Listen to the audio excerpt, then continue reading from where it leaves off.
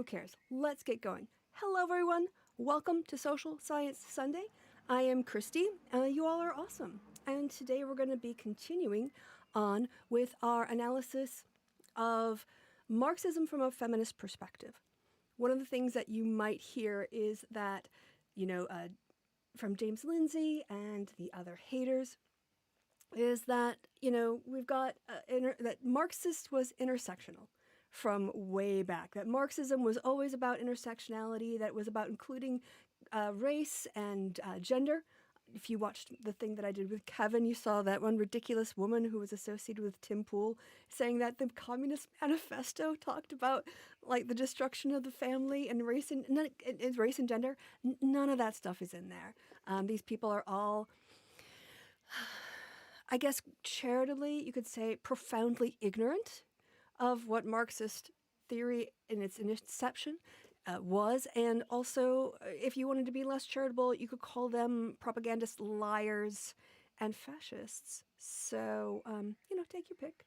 I know where I fall. Anyway, we're going to continue on with our review of feminist political theory by an introduction by Valerie Bryson. Again, this is a little bit dated, 1993, so there is some pretty crude gender binaries in terms of the language used here. More proof Marxism wasn't, super intersectional. And we're going to continue on with some of the critiques of Marxism by feminists, as well as some attempts to, let's say, rescue or point to some of the strengths of Marxist analysis when it comes to being insightful for our understanding of gender relations.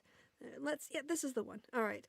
As I said last time, it's not just that a theory is good or bad, right? What is the thing? What is the quote? All theories are wrong, but some are useful. And I would say that in the case of the social sciences, most theories, if you take them in their purest form, are wrong, but they are useful. Socialization theory, whether it's childhood socialization or adult socialization theory, does provide some insights. Is it the complete answer? Is it, okay, we can go home now, we're done, we've done our work, we've figured out what human behavior is driven by and interacts with? No. And therefore, especially when it comes to the social scientific process, an iterative critique and analysis, being open to critique and analysis is quite important, because every time someone sees a gap in your theory, that's an opportunity to develop it in a more interesting way. Okay, right. Oh, Sib says, I downloaded and read the manifesto. It explicitly rejects the earlier communist suggestion to destroy the family unit. Yeah. People who criticize Marx rarely know what they're talking about, or if you're going to do a James Lindsay, he just throws a whole bunch of authors and spaghetti at the wall and does a kind of like an appeal to authority. Like, oh, this one guy wrote a book in the 1970s, therefore this is what everyone believes. Like, no, dude, like you can't even say that about the Bible.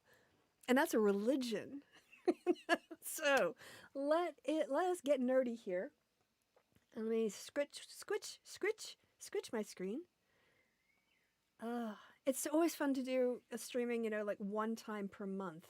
Or sorry, one time per week, because I have to remember how I've set everything up every single time.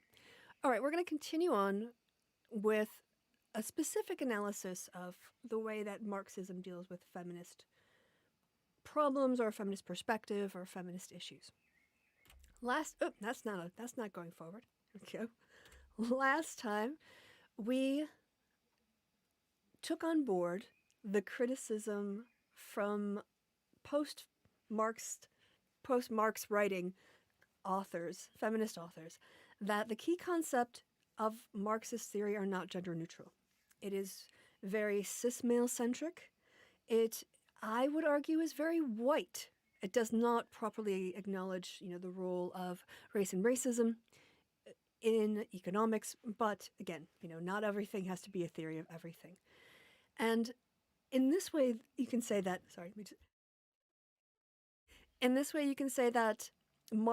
Marxism has the same failures in its original form as liberal theory, in that it takes as its center and its norm the male experience of the world and the way that men operate through the world and treat that as a default for everyone, whether or not it's appropriate, whether they're non-binary, whether they're, women or trans or something else, even if it's within economic structures, right?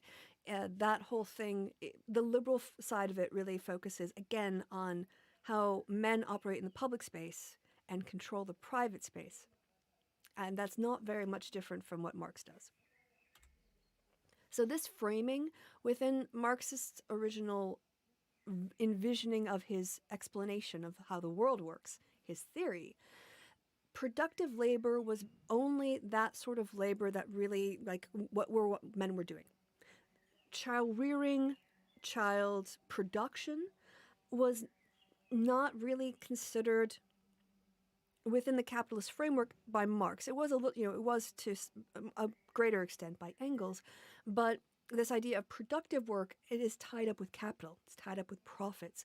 And therefore, while Marx is insisting that these economic class interests and this economic class conflict is the most important thing in society, then this is basically saying what men do is always going to be more, again, crude gender binary, what men do is always going to be of more value and more importance and more significance than what women do. And is that because that's actually the case?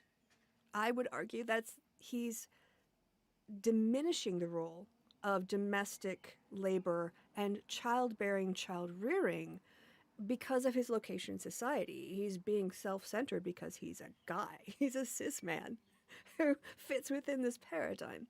And because of this, say, sexism or narrow gender normative, like what constitutes value view, then this blinds Marx to the fact that there are things that unite people that aren't just work.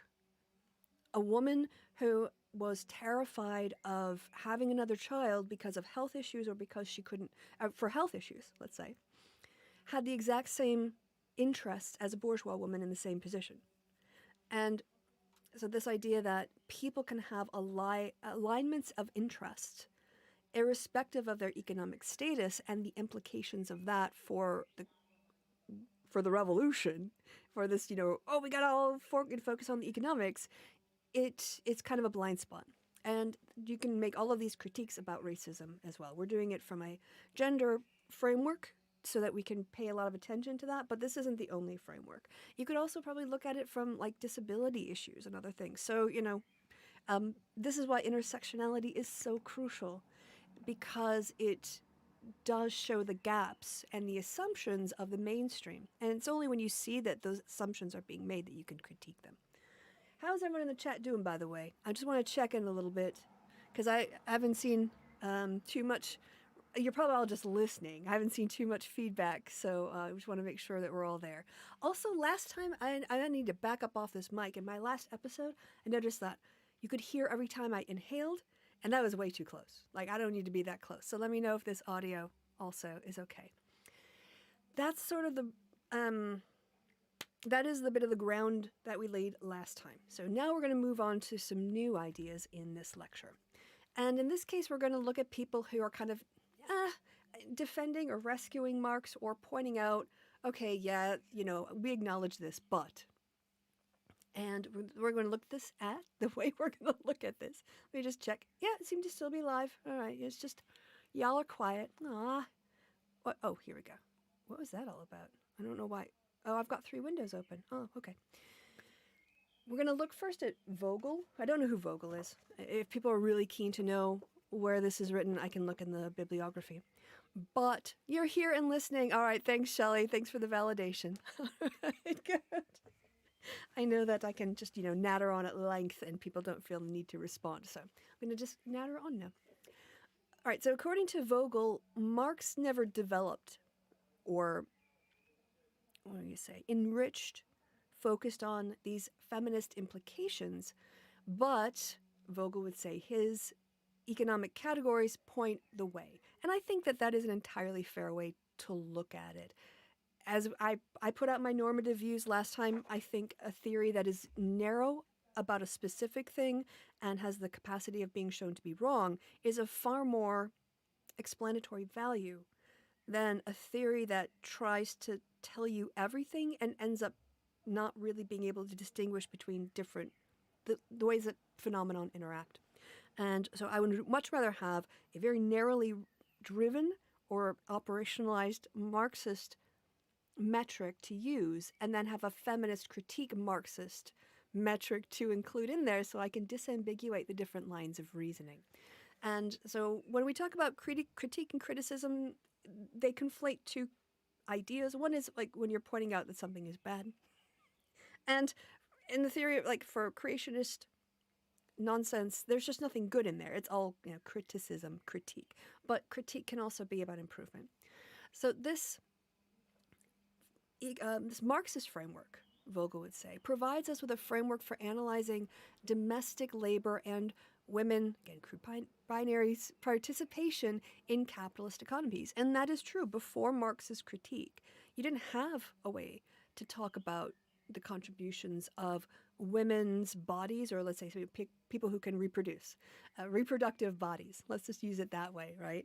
Because again, this conflation of women and product and reproduction is another, symptom of the outdated nature of even Bryson's work that we've moved on.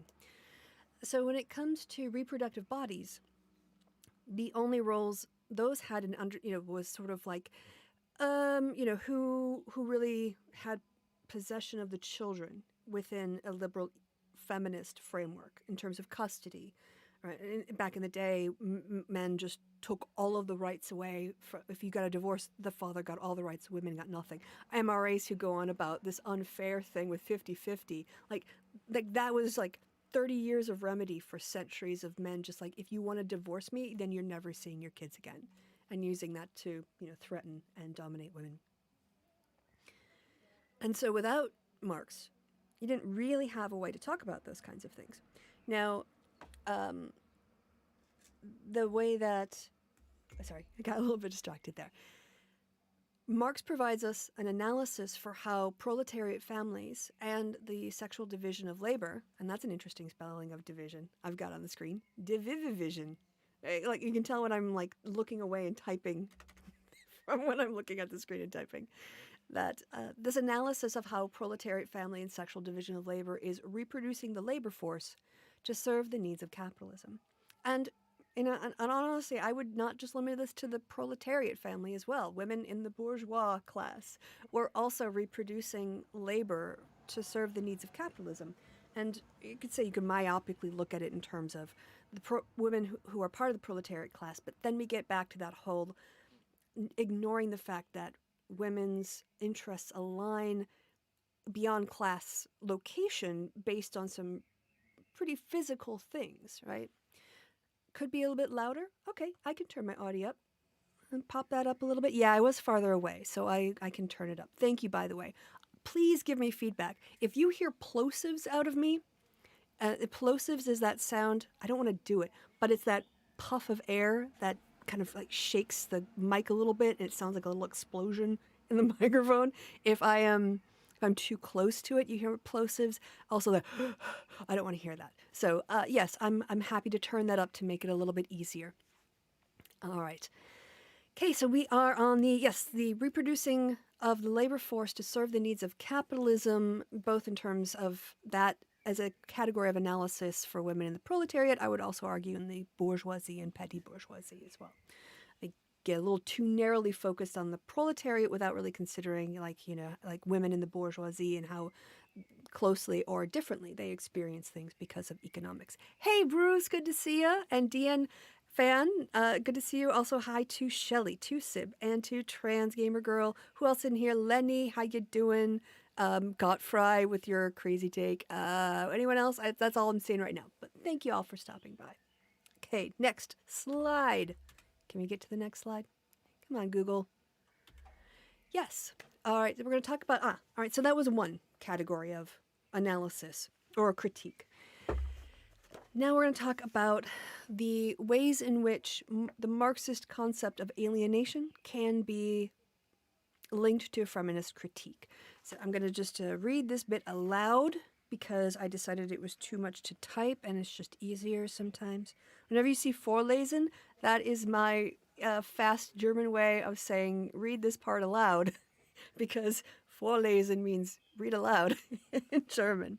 So I'm on page 78, paragraph 2. You ready?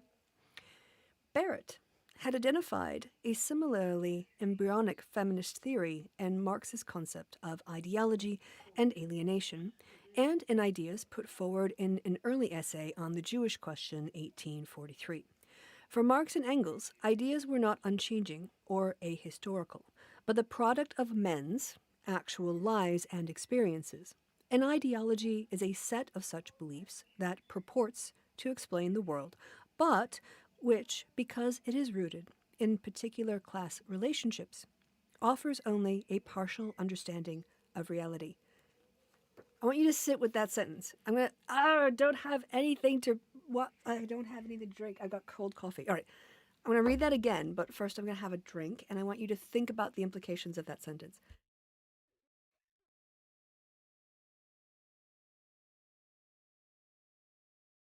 I'm going to read this again, right? For Marx and Engels, ideas were not unchanging or ahistorical, but the product of men's actual lives and experience. An ideology is a set of such beliefs that purports to explain the world, but which, because it is rooted in particular class relationships, offers only a partial understanding of reality.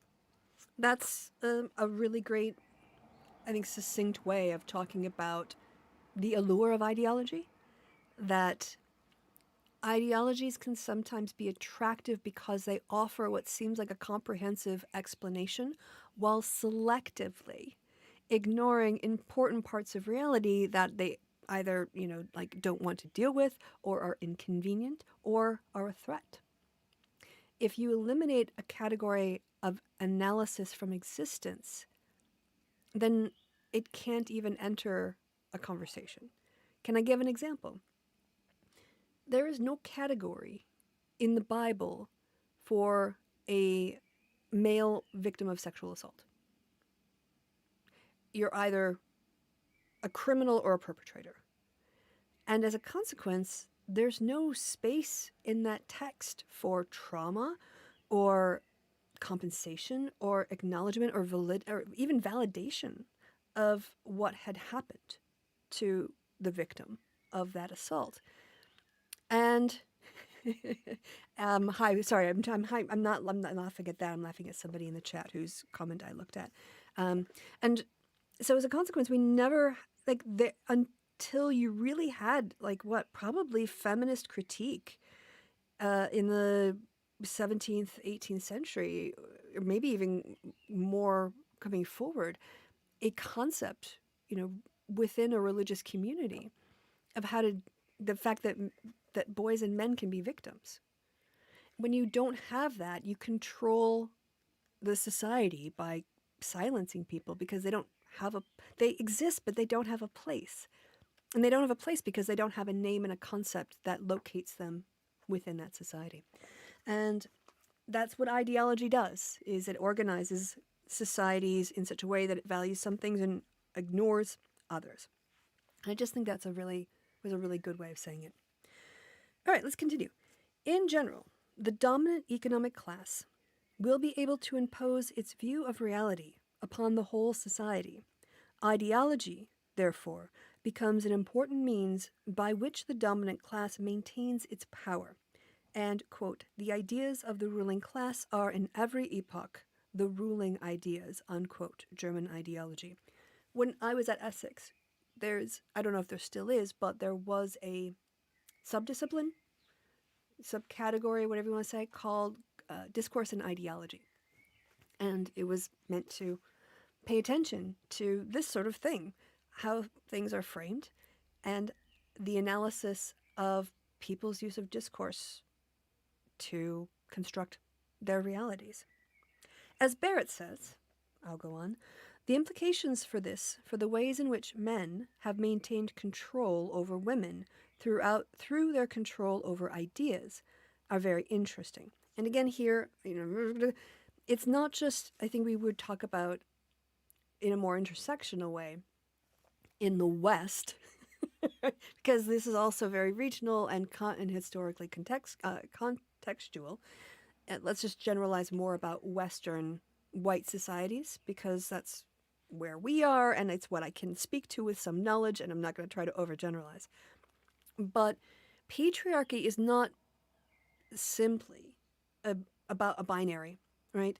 It's transphobic, it's misogynistic, and it's homophobic. And these things they're all bound together. Transphobia, homophobia, misogyny, they all come down to a narrow definition of valid masculinity that is upheld by violence and only considers valid specific, often toxic behaviors, attitudes, and values for cis hetero male bodies. And if you don't fit into that category, you get dumped into an other. Even though there's multiple categories, there's multiple ways you can fail in a talk to be, toxic enough for this view of masculinity. But the binary is you're either good enough or you're not. And in this way, in our Western societies and more toxic environments, cis men and all men are constantly having to demonstrate and prove their masculinity. It's never like you're ever masculine enough. If someone attacks you on one of these characteristics, your sexual orientation, your gender identity, how much you conform to masculine norms of physical prowess, sexual prowess, economic domination, power, violence, constantly having to prove this. And yeah, that's messed up a lot of people. Absolutely. And I think that was it. Okay, so that was the quote. We're going to look at, yes, this dominant economic class generally is the one. And there are probably exceptions, but that's, I think, rather uncontroversial to say that whatever the dominant economic class is, it imposes its worldview on society. And then understanding this has implications for how men have maintained control over women through their control of ideas. Marx, of course, is looking at the economic. I would argue that there are more important, more powerful ideologies that are used to control gender relations and gender norms than economics. I think economics reinforce through distribution of what jobs you can do and how things are supported. But I would probably go back to religion as being the first, the primal, the most, at the core of which everything else is on top of. And in monotheism, in the West and also in the Middle East and other parts, we've had a false gender binary from the start because the Bible was based very much on patriarchy, and it's unjustified hierarchy. So you either have to uphold it constantly through violence and the threat of violence, which it does in the churches and in other places by controlling by controlling people.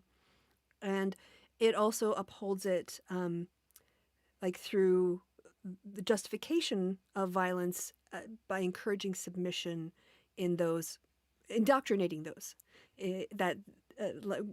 we'll just say just generally women, non-binary people, and kids are indoctrinated into being submissive. It's much easier to maintain control of people when they submit to you. And if you make submission a virtue, then the most meek, timid woman who does things without questioning, without resistance, is always focused on negating. Let's use a typical heterosexual marriage, negating herself, her needs, her body, to serve another person who has unjustified power. Obviously, then he, in this case, doesn't have to take up any time exercising control, right? The religion has done it for him. And so, yeah, that's kind of how societies have always worked and still work today. I'm so masculine, but I get questioned all the time, mostly for refusing to hate women. And this is it. I mean, it doesn't matter how masculine you are within these toxic spaces. It's a daily thing. It's a constant thing. You're never enough. You're never like, oh, it's fine. There's always that push. From what I understand, listening to men talk about being in these, in very hyper masculine spaces where you're constantly having to prove your masculinity, and that means you're always insecure about your masculinity, and that's a horrible thing to live with. And so we talk about the whatever you do, if you're a man, or if like you identify as a man, whatever you do is masculine. I don't care. Or, but anyway, let's continue on here. Oh yeah, I want to have a discussion question. Okay, so let's I'll give you guys a little time in the chat. Maybe I can bring up. I don't think I have the audio on this one, but yeah, I mean, it's kind of an obvious question, but perhaps you could think about ways in which I'm gonna do binary. Like men as a group have maintained control over women as a group by controlling ideas. In what areas of life do you see this happening? And I'll give y'all a second here to write up a reply. I wonder if I could, let's see if I can put some music. Can I get the music on here? And give you a little audio input capture? No, I think it's a media source. Yeah, smooth jazz. Boom. And where did it go? Didn't go in. Anyway, oh, right there. How come it's not showing up? Anyway, what are y'all thinking in the chat? If you want to write your answers, I'll give you a couple more minutes. I'll just babble here for a few more seconds. I did find something on Twitter that gave me a chuckle and sent it my way. All right, let me go have a look here. I don't want to. I'll look off screen so you all can still see the thing. Thank you, Sib, by the way. All right, okay. So what do we got here? Ah! Oh, I see. All right. I'm going to have to move this over. There we go. Please do not put trash in the Supreme Court. Yes, it is extremely difficult to remove. I would agree with that. Right. Tara writes, I just started, quote, A Brief History on Misogyny by Jack Holland. He said that most men who found out what he was writing a book about assumed it was a defense of misogyny. Sigh. Yes, exactly, sigh. And, even I think, misogyny is so much more powerful in controlling societies, even more than racism. Racism has been given a lot of, I mean, like, as an American, let me talk about it from my perspective as an American, because I can't really speak to German national history or other parts of Europe or other parts of the world, but at least from the American perspective, I don't think white men felt as much of a need to work on controlling white women because, like, they already had religion for that. So it was, slavery in the way that it was constituted in America was, you have to kind of probably go back to Roman slavery laws, because feudalism, it was not going to work with slavery. Slavery was pure denial of a person's autonomy and agency. And so they spent a lot of time and effort and economic structures developing white supremacy. But in a lot of ways, that was building on the oppression of women through religion. When enslaved people were converted to Christianity, it is, as Nietzsche criticized, it's a slave morality. Being meek and mild and submissive, putting this life's needs off for rewards in the next, all of that was was used to kind of justify not only oppression of the poor, but certainly an entire anyone who could get pregnant, and in that way, and serve as repositories of seed, were put into that category as well of be a good wife, mother now, or serve as a bride of Christ through the convents. That's the word I'm looking for. And by sacrificing all of your happiness in this world, you'll get something in the next, I promise. Anyway, okay, let's see, what are people thinking? I never think, thank you, Deanne Fenn. Bruce, question, does social control have a positive value historically in terms of group survival? That's a brilliant question. And I think, yeah, I think if we were to go back and look at there's so many things I want to say to this now, Bruce. The short answer, yes.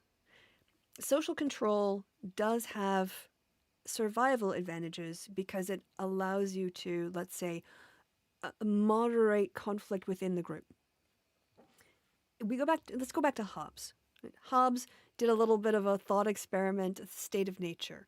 And Hobbes thought that the reason that motivated people to leave complete freedom of an unorganized society and lose freedom by submitting to perhaps an unelected executive was that trade-off was that the executive took on the burden of doling out justice and enforcing contracts.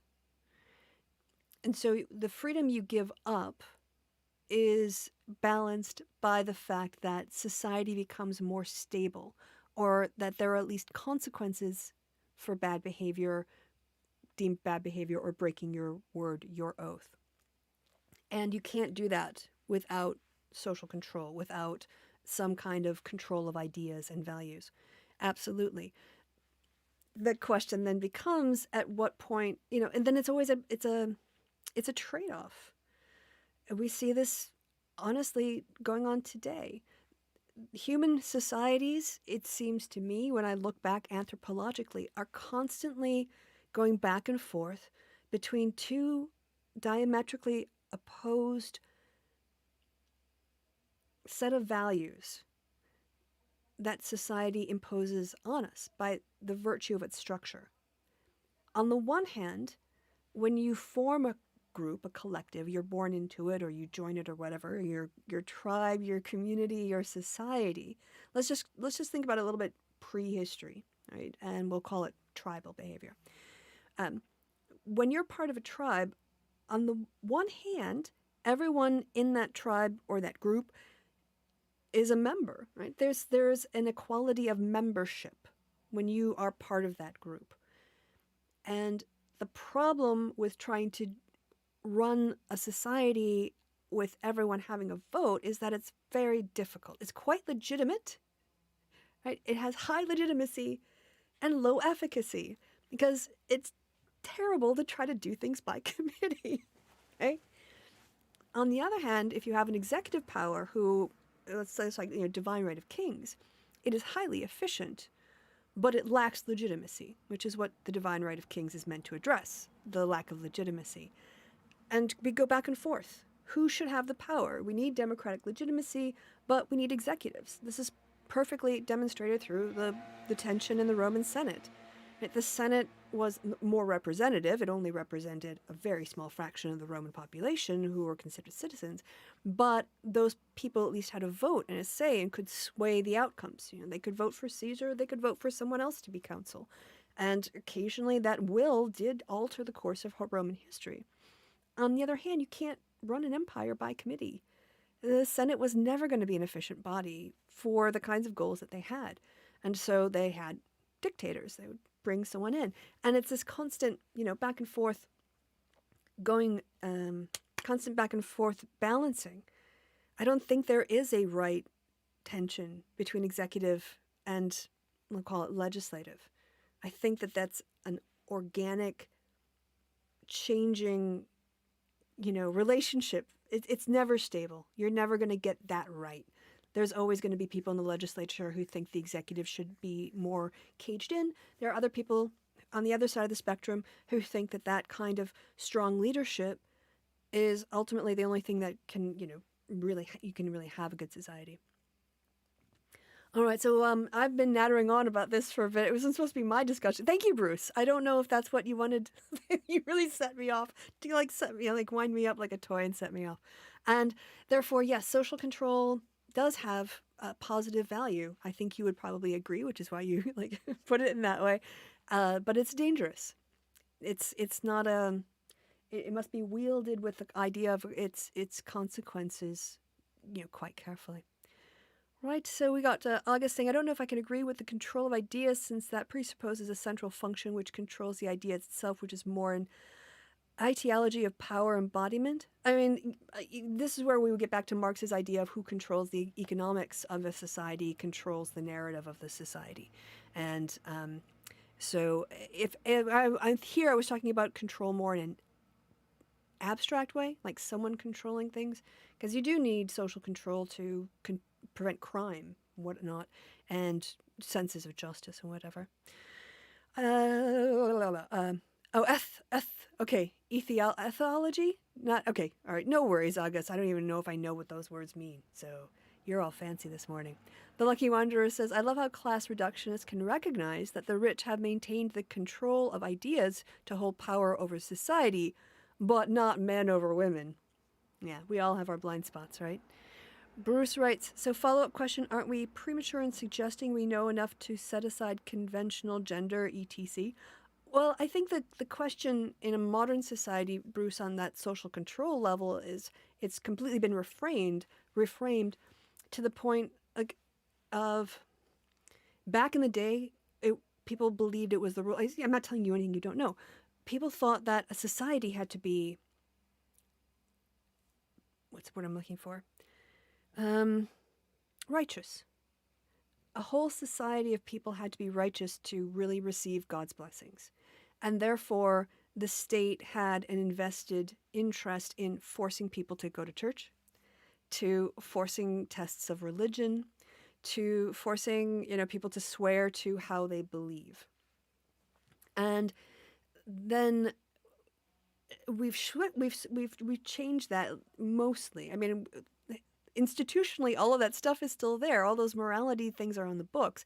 But because our ideologies have changed, we locate now freedom within the individual. I think that's where you and I would both agree that's where the progressive movement has always been, is to take the social control out of the private sphere and give that control back to the individuals. Setting aside conventions on gender, the question is harm versus good. I mean, when it comes to conventional notions of gender, in what ways, like for people who are conventional, that maps on, and maybe we're talking about things in the social control way quite differently. I don't see the benefit of imposing a crude gender binary that doesn't fit on society to make a small group of people happy and a whole bunch of people very unhappy. So, okay, no, well, thanks for that. All right, let's continue on. It's always good when you stop by, Bruce. I always appreciate you. And yeah, everyone, I appreciate everyone. All right, let's continue on because, we've got 20 minutes left. And then we're going to be wrapping this up. I don't know, I'll have to look ahead. I didn't look ahead to see how much more Marx we've got before we start our social science class, but... I think this was a better one, maybe. Let's see. My opinion, visible role, patriarchy upholding male domination regardless of economic systems does not receive sufficient attention in the Marxist or socialist or communist critiques because the loudest voices in those spaces are cis men's voices. And I think the hardest group to criticize is the one that you're a part of and that privileges you. The same way that white people don't talk enough about racism because we're not discriminated against in a white supremacist society. So yeah, it doesn't come to our attention because it's not an oppression we feel, and yet we have the most power to change it. Same thing here. All right. You're not a distraction. Bruce, that was great. We're going to finish up today by dipping a bit into feminism and the concept of alienation.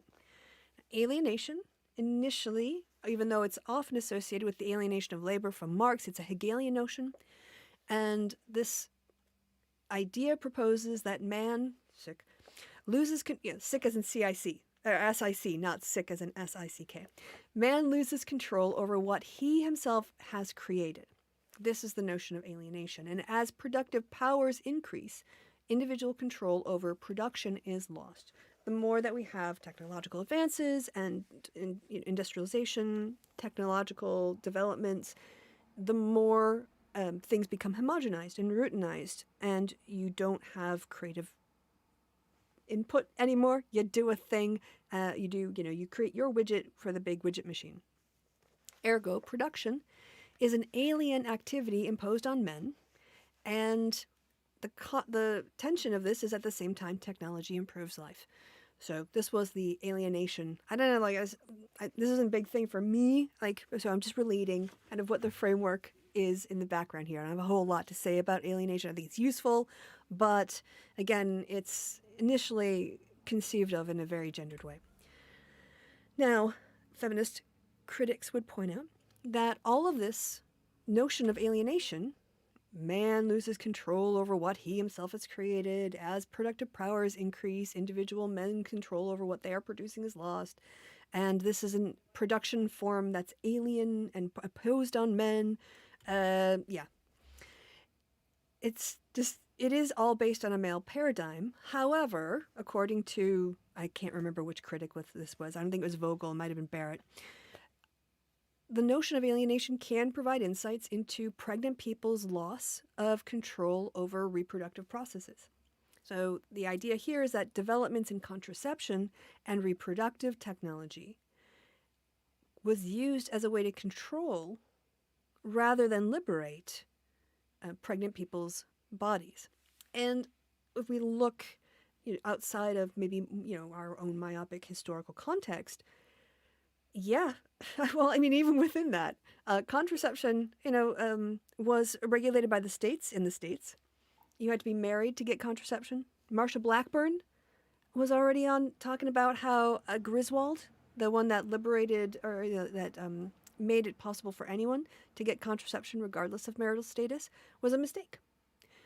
Well, a state senator said, we want to ban condoms.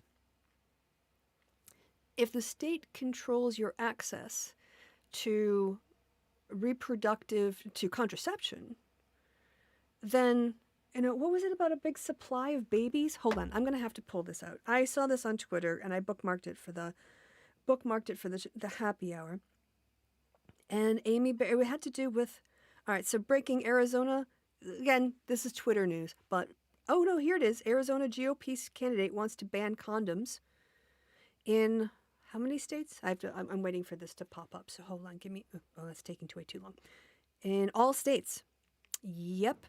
So, yeah, all these cis guys going, well, I can't think of any woman ever vote for the GOP. Like, how about some cis men? Like, why would you all be voting for the GOP at this point? Then, oh, okay. Oh, Rhode Island's highest court upheld a state law guaranteeing its citizens' right to abortion. So at least in one state, you've got one. I can't find it. Anyway, it had to do with an endless supply of infants. Basically, we need to control contraception because we're not having enough white babies.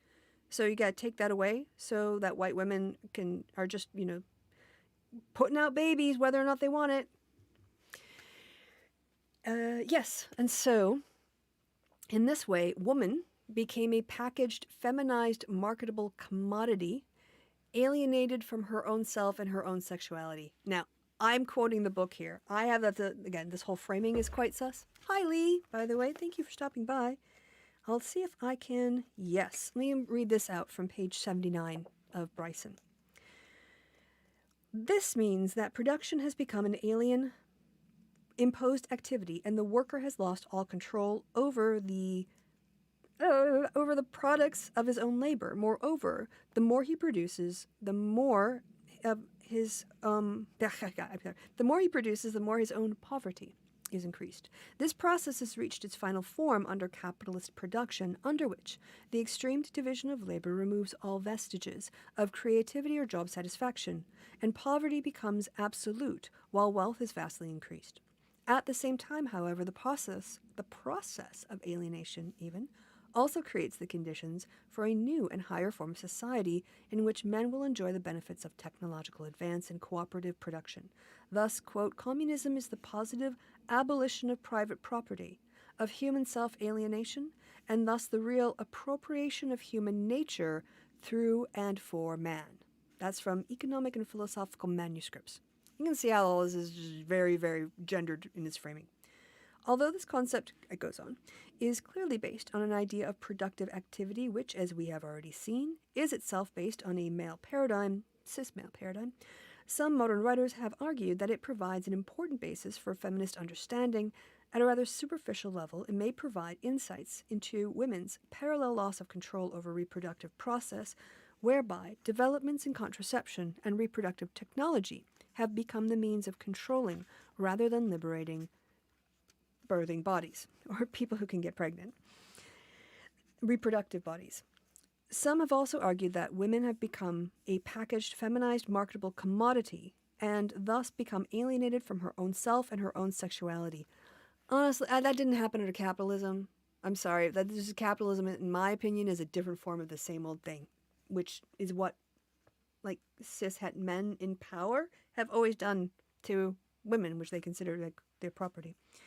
Perhaps more importantly, the concept is also bound up with the division of labor in society. This has reached an extreme form under capitalism, but Marx believed that it would be ended or greatly reduced in future communist society, in which work could be freely chosen and fulfilling.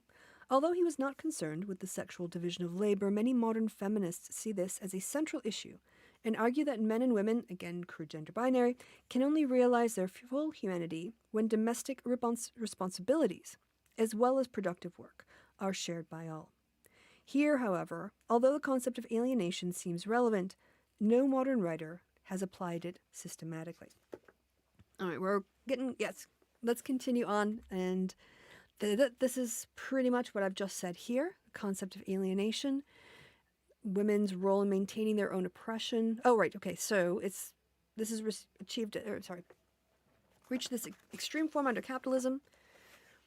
Barrett applies it to understanding how people can create the conditions of their own oppression, and not as arbitrary imposition, but as a process involving oppression. I want to link this back to my critique about the way religion encourages and rewards people for participating or for voluntarily submitting to their own oppression by giving them virtue, which has no material expense whatsoever. So this implication for women's role in maintaining their own oppression, this has implications, I should say, for women's roles in maintaining their own oppression, particularly through the family and socialization of children. All right, so again, Marx is putting out, and by the way, thank you very much, Lee, for the $2. This is, we talk about this in terms of economics, but again, I think even more important than the economic reproduction of oppression through socialization and family structures is, I guess I just keep coming back to religion, because ultimately religion as a value system justifies the inequality and oppression of the economic structures. If you don't have a value basis upon which to justify exploitation and oppression and get the oppressed to buy into their own oppression, or at least control the narrative to demonize those who would seek the kinds of freedom equal of those of their oppressors, then obviously that makes society much easier to control. So I think it comes down to first values, religion, then you get legal structures and economic structures that are all designed to reinforce those discriminatory values. And then you get appeals to nature, or whatever else. So thank you so much, Lee. Appreciate it. Let's see. Bruce says, I, as a man, suggest re-registering medical abortion drugs as contraceptives. Yeah. What gender dominance am I expressing? Certainly all kinds of control over your the timing number and something else of your families is incredibly important to self-determination.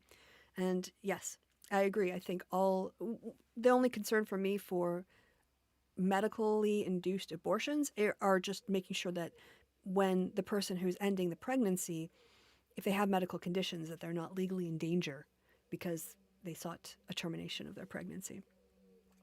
All right. Feminist critique of liberalism. Now, this is also a really great contribution, I think, of Marx.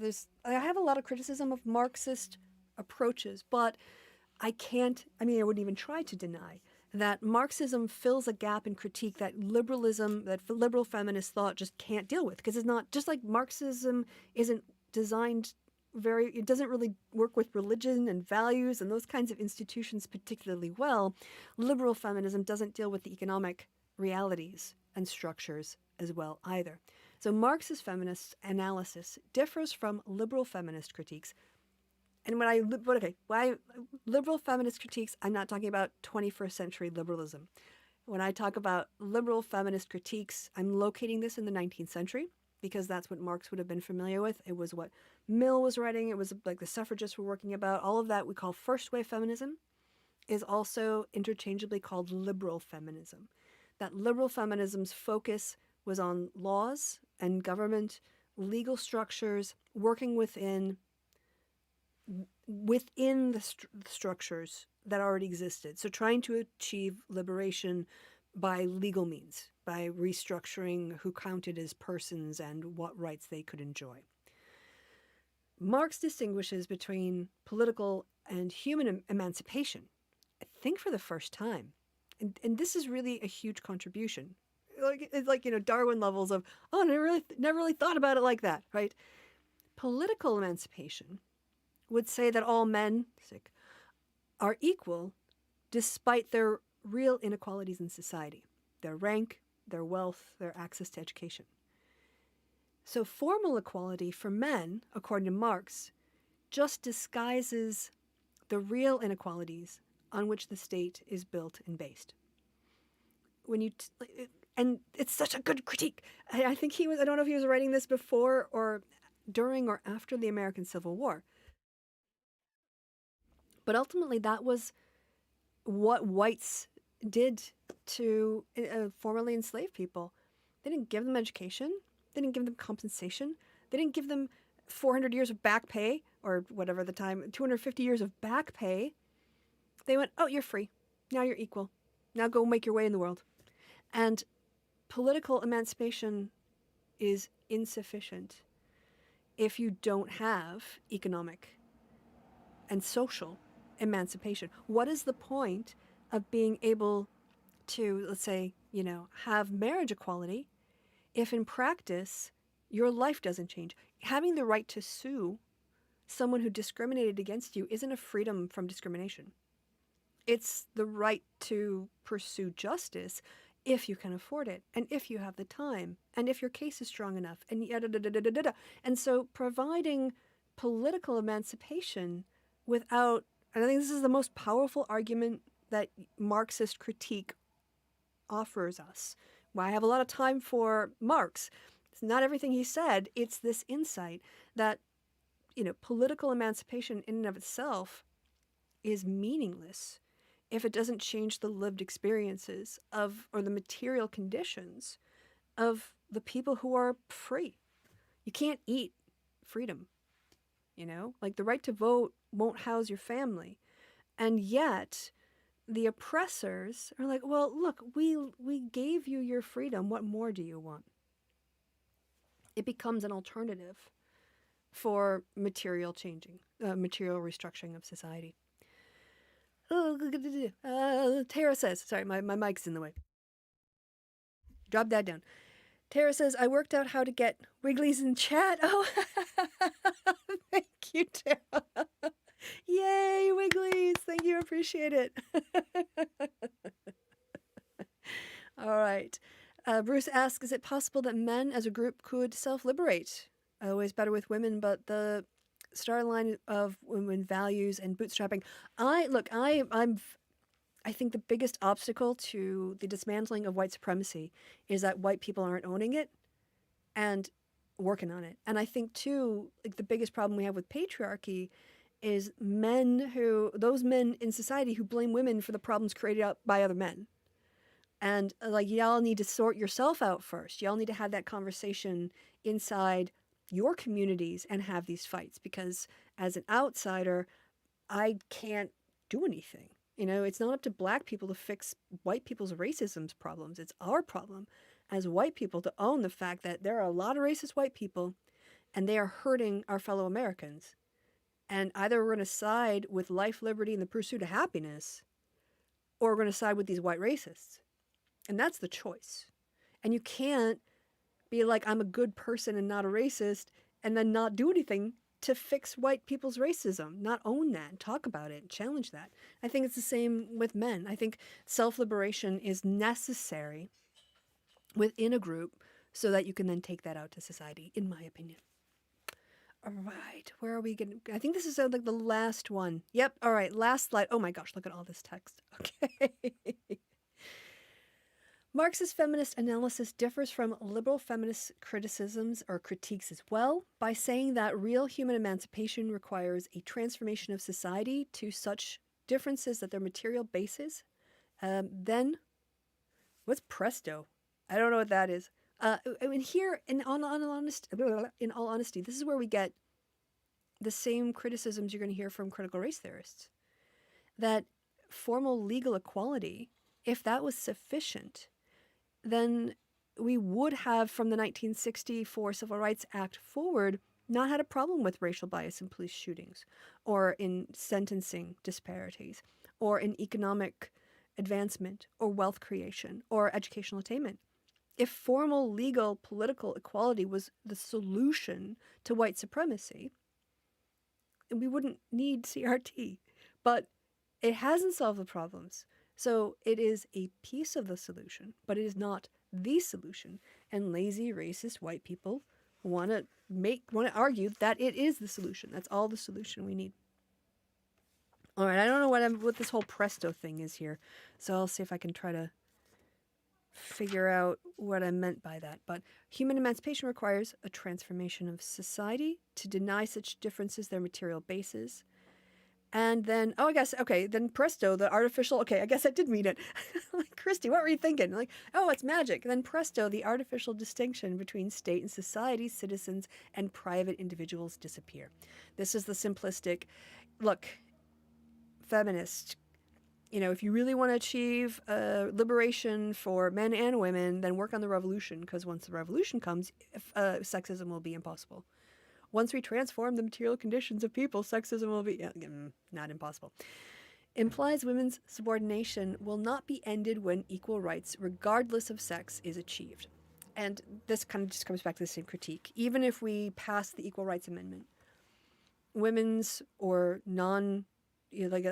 anyone's subordination, gender-based subordination, let's call it gender-based instead of limiting it to women, gender-based subordination won't end even if we got an Equal Rights Amendment, because you're not changing the material conditions. Therefore, Marxist theory sees political power as the result of economic conditions. Political power is not an independent cause of social transformation. That is probably my biggest complaint within here. What we've got in here is both the thing I like most about Marxist critique and the thing I like least about Marxist critique. The best thing is that it does take the blinders off to the role of economic structures in determining people's lives. Not even just like influencing them. You can determine people's entire lives with an economic structure upheld through laws and norms and religion. And liberal feminism doesn't have an explanation for that. It just doesn't. You can talk about employment laws and protections and all other kinds of things within law. You can even talk about equal pay, but that doesn't redress the head start of, like men, like, just like generic gender binary men's property rights and wealth accumulation since the beginning of human history, right? Like, you can't just solve that by passing a law.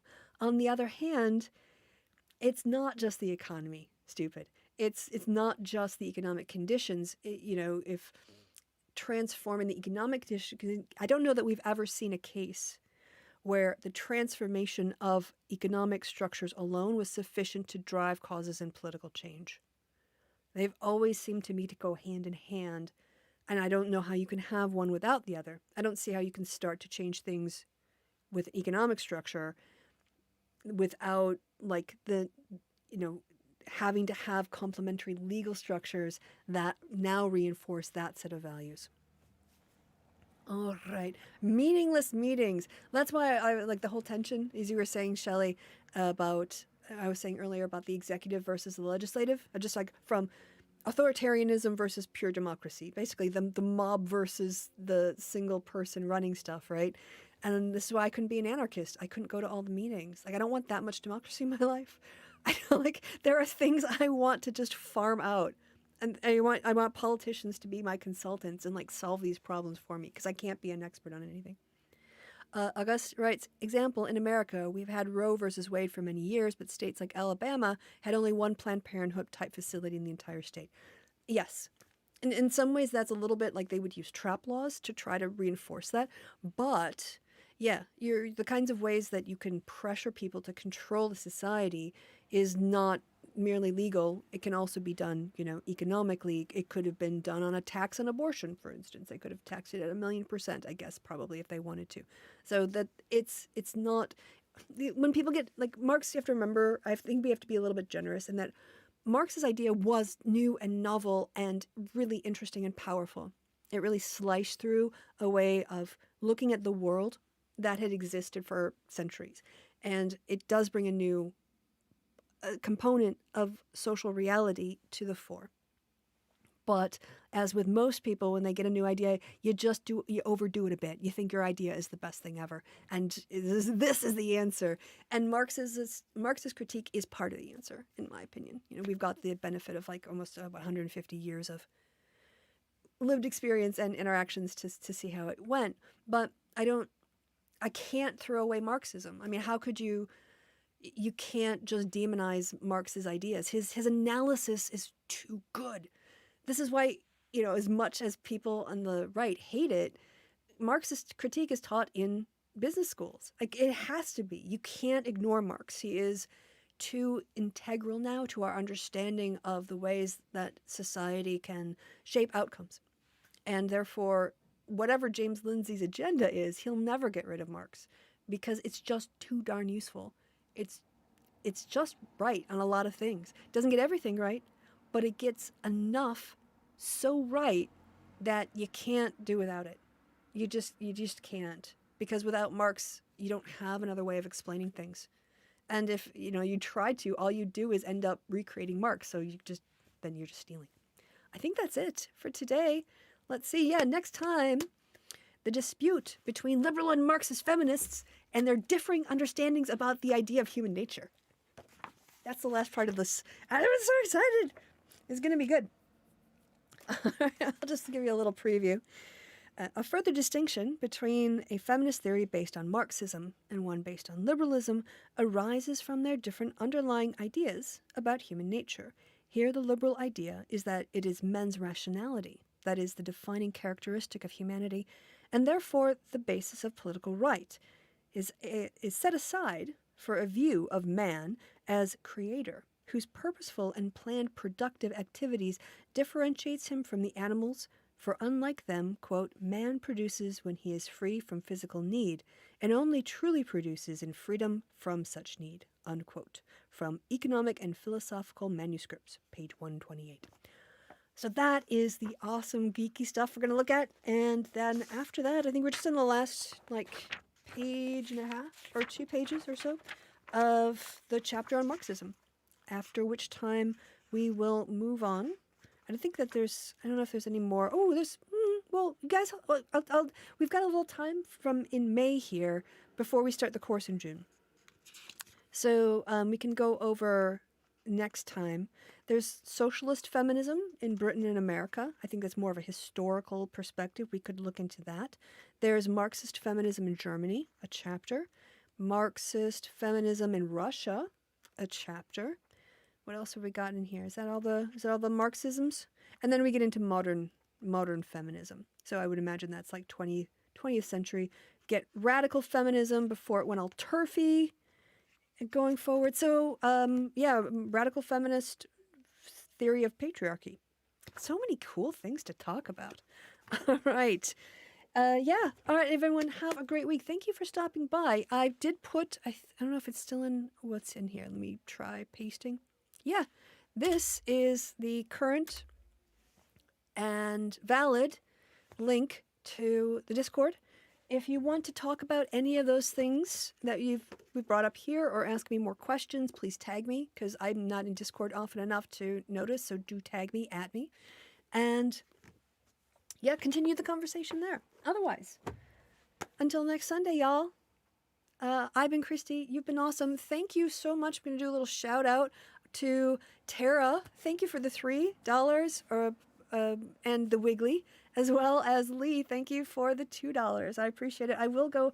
I will buy. I won't go buy a coffee. I'll probably put it towards some fair trade coffee beans because that's been at COVID. I've been doing a lot of coffee at home. All right. Thank you all for being a nerdy, geeky, like person with me. And I think I did this before, but until next time, I have been Kristi. You have been awesome. Have a wonderful time wherever, whenever it is you are. Until the next time we see each other, be well, stay safe, stay healthy.